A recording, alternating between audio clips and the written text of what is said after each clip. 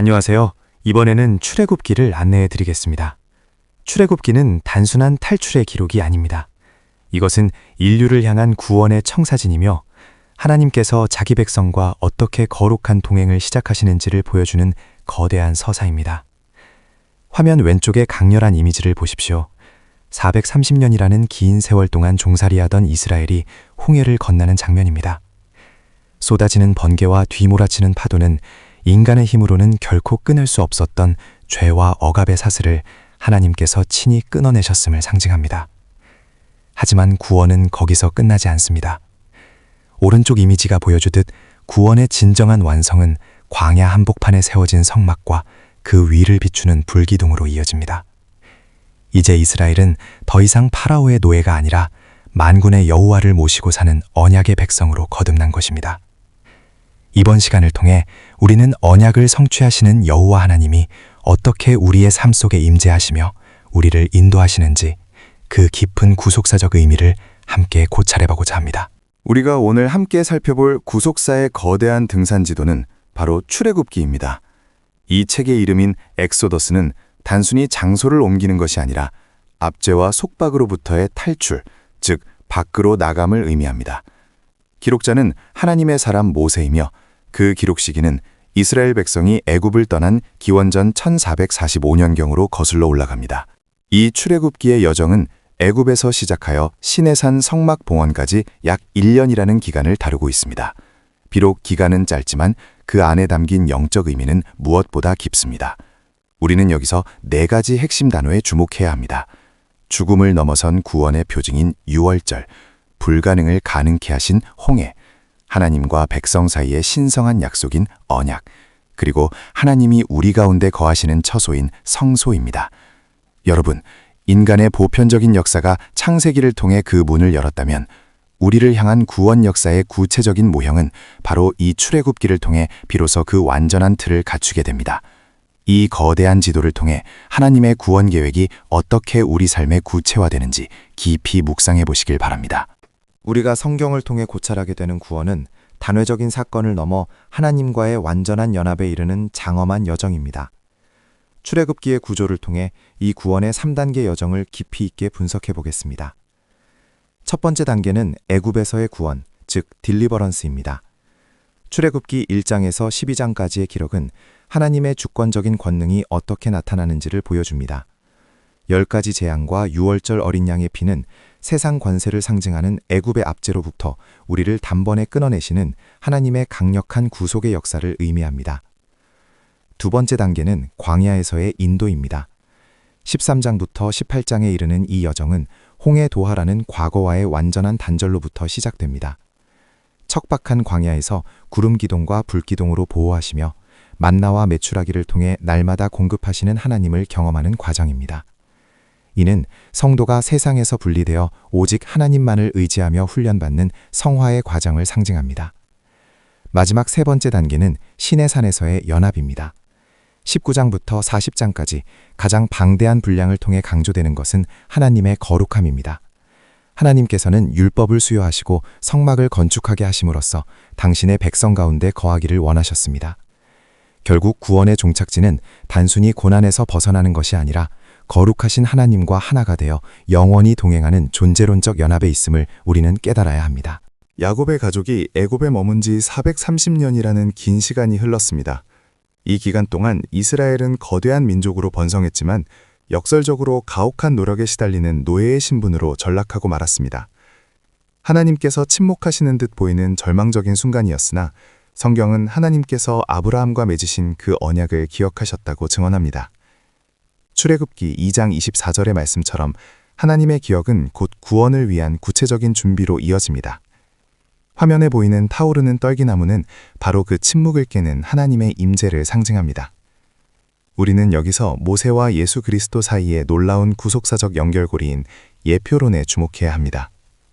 모세가 유아학살의 위기에서 건짐을 받았듯이 예수님 또한 헤롯의 학살을 피하셨고 두 분 모두 자기 백성에게 거절당하는 아픔을 겪으셨습니다. 또한 모세가 광야에서 40년 동안 연단받은 것처럼 예수님은 광야에서 40일간 금식하며 시험을 이기셨습니다. 결국 모세가 율법을 통한 옛 언약의 중보자였다면 예수 그리스도는 십자가를 통해 완전하고 새로운 언약의 중보자로 이 땅에 오신 것입니다.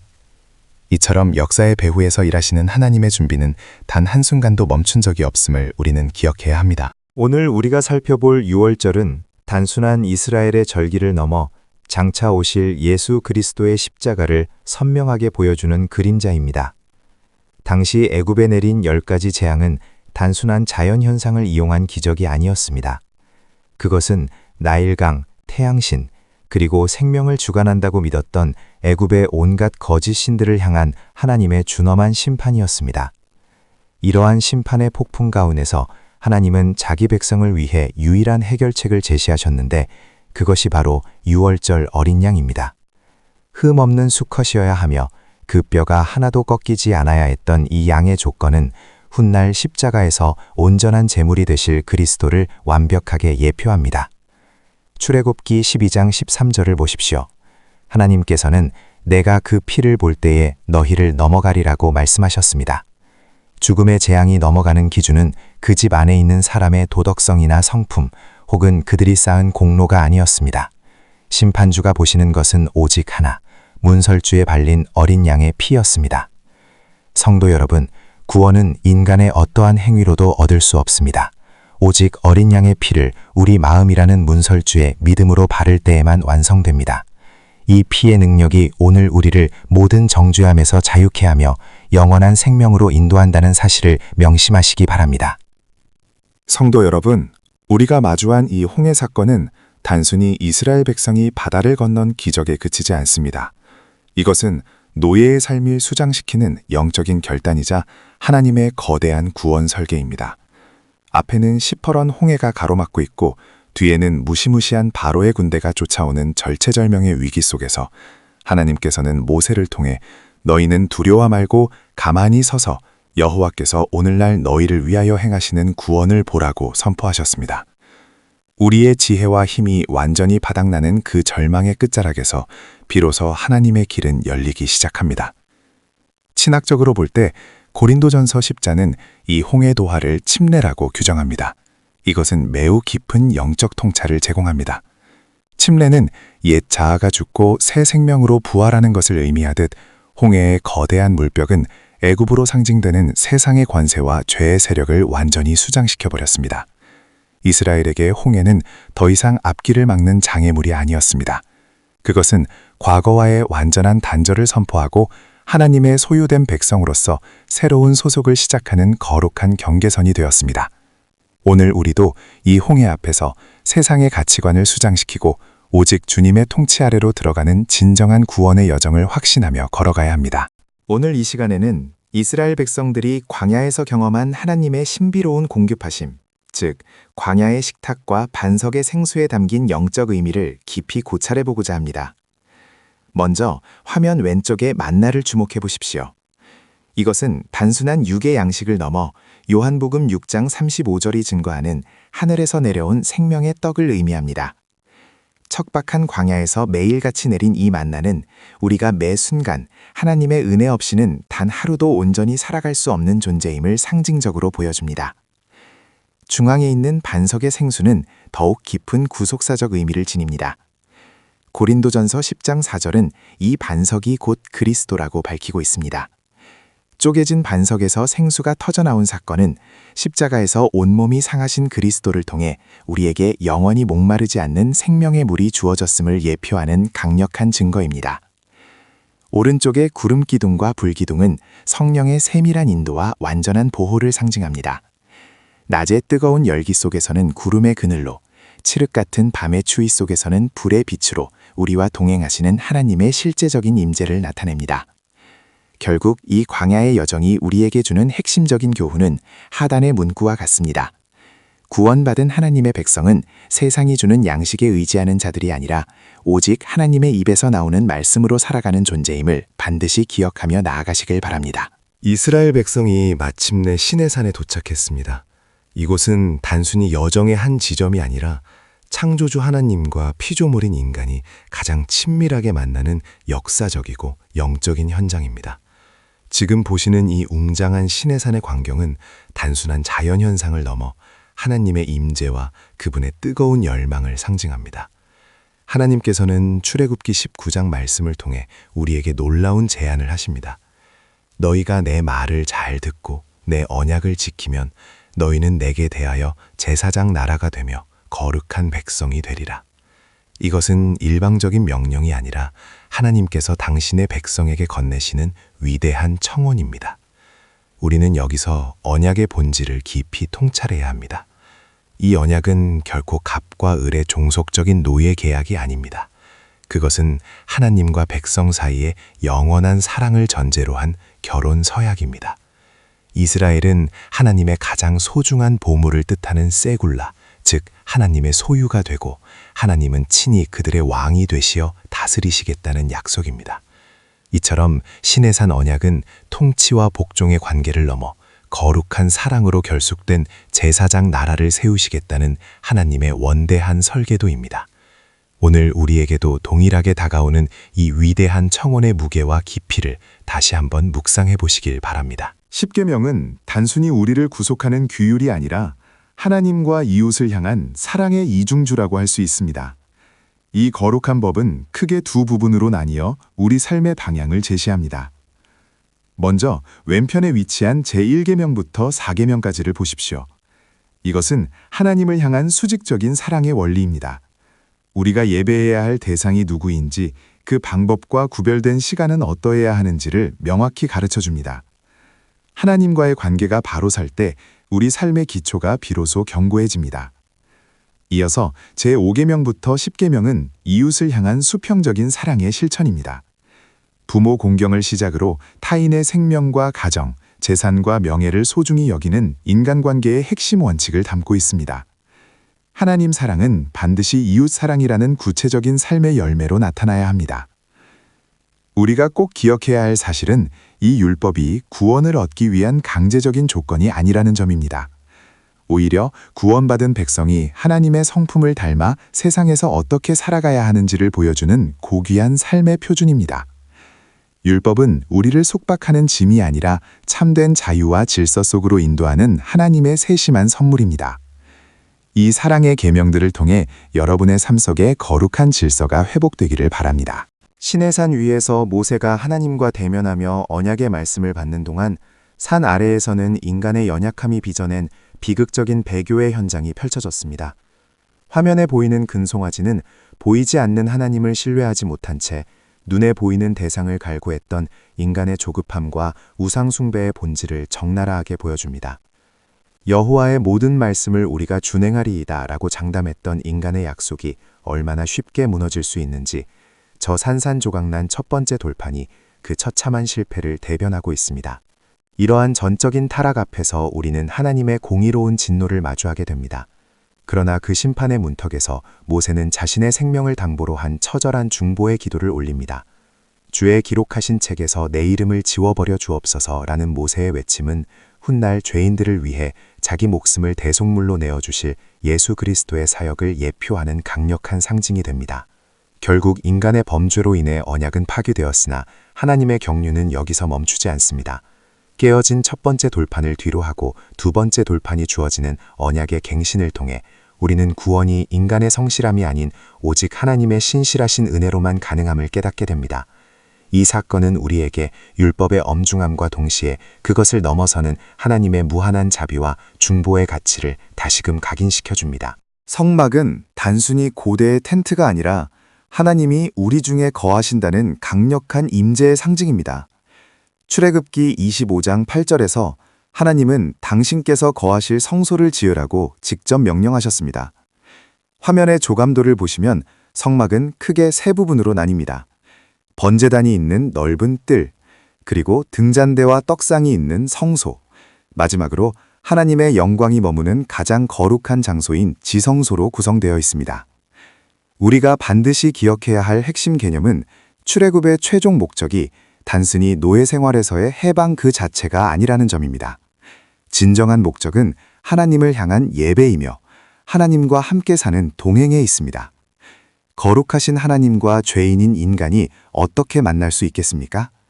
성막은 바로 그 불가능한 만남을 가능케 하는 유일한 시스템이자 하나님의 은혜가 머무는 통로입니다. 오늘 이 성막의 구절을 통해 우리 삶의 중심에 거하시는 하나님의 설계를 깊이 묵상해 보시기 바랍니다. 우리가 성막의 뜰에 들어설 때 가장 먼저 마주하게 되는 것은 바로 칭의의 길입니다. 이 뜰에는 하나님께 나아가기 위해 반드시 거쳐야 할 두 가지 핵심 기구가 놓여 있습니다. 첫째는 번제단입니다. 번제단은 장차 오실 예수 그리스도의 십자가 희생을 예표합니다. 이곳은 죄의 대가가 철저히 치러지는 공의의 장소이며 우리의 모든 죄를 대신 짊어지신 예수님의 대속적 죽음을 상징합니다.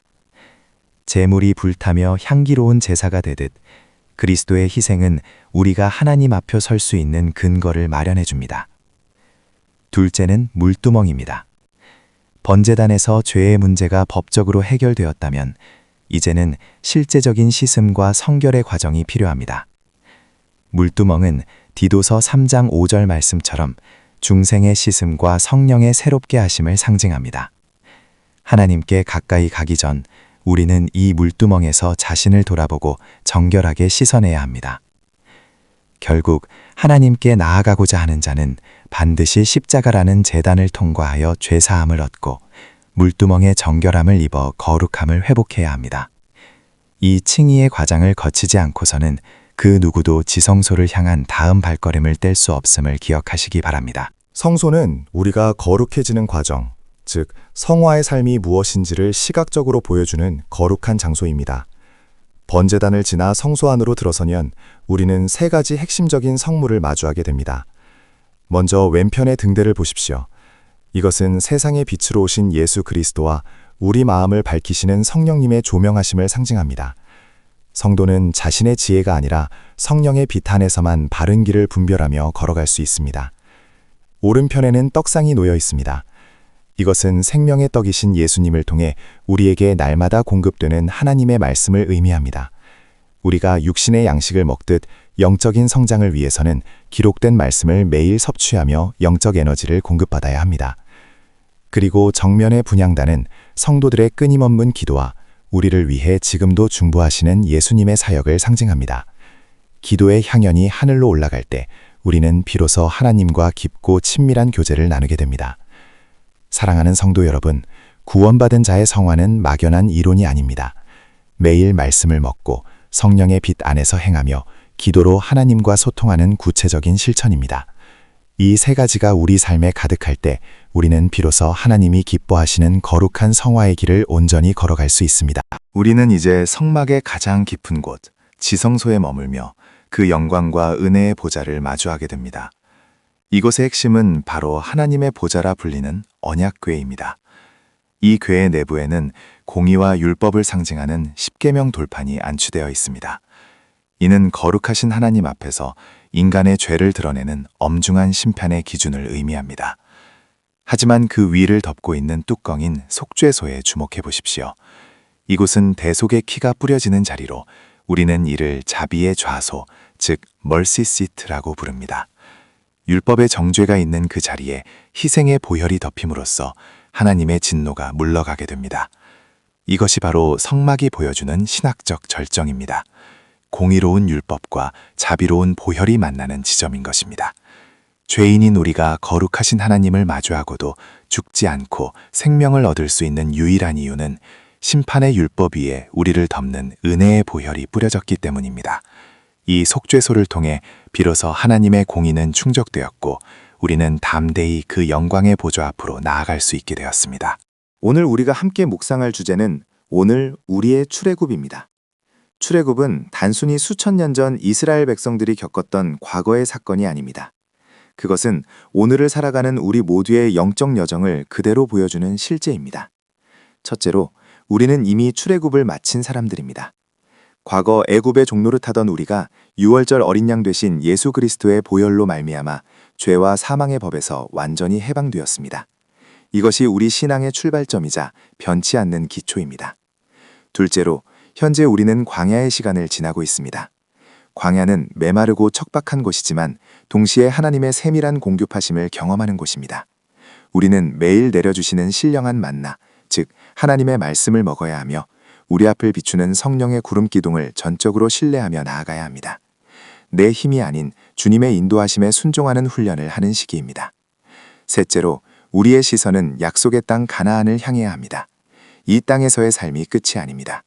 우리는 영원한 안식처인 새 예루살렘을 향해 소망의 행진을 이어가는 순례자들입니다. 성도 여러분, 하나님과의 언약을 굳게 지키십시오. 우리를 위해 피 흘리신 어린 양을 신뢰하십시오. 그리고 우리 앞서 행하시는 성령의 구름 기둥을 끝까지 따라가시길 바랍니다. 그것이 우리가 이 광야를 통과하여 승리에 이르는 유일한 길입니다.